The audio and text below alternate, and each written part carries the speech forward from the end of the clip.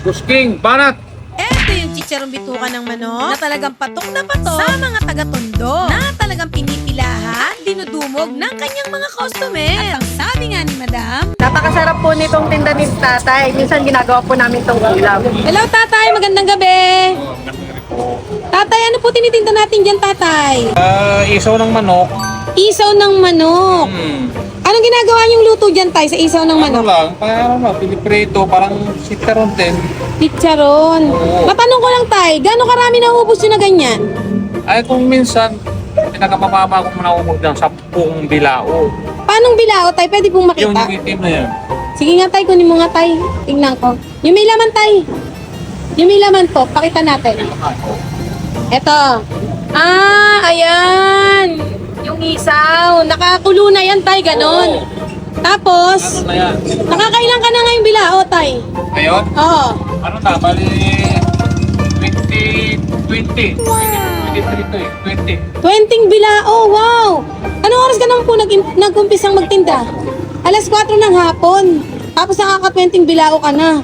Wow, galing ah. Magkano nga po pala yung ganyan, tay? 30 ang binta ko. 30 isang baso. Wow, 30 pesos isang baso. Sakali po, tatay, saan po kayo matatagpuan? 30 Pilas Kisan, ano to sa Peñalosa.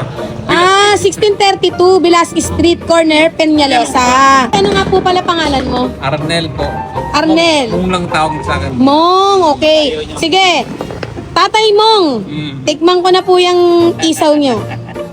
So, ayun na nga mga bossing ko. May naispatan nga po tayong nagtitinda ng isaw ng manok na chinicharon daw. Sabi ni Boss Mong, ni Tatay Mong. Dito lang po yan sa kahabaan ng Velasquez, corner, Peñalosa. Siyempre mga bossing ko, lalagyan natin yan ng mabisang suka ni Tatay Mong. Wow. Banatan na natin siyempre.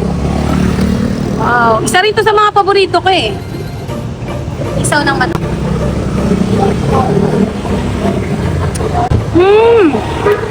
Yung pagkaluto ni Tatay Mong dito sa sa isaw ng manok, hindi siya katulad ng mga typical na tinichicharon talagang malutong. Sa kanya, malambot yung pagkakaluto. Ang sarap. Kaya pala sabi ng isang customer dito kanina ni Madam, minsan daw ginagawa nilang ulam to. Pwedeng iulam mga bossing ko. Ang sarap ng pinakalasa niya. Malinamnam. Ako yung pinakasuka. Panalo rin. Nagdadala rin ng pinaka-flavor dito sa pinaka-isaw ng manok. Panalo to. Kaya sa mga bossing ko dyan na gustong makatikim ng gantong pagkain na food trip na pwedeng pang ulam.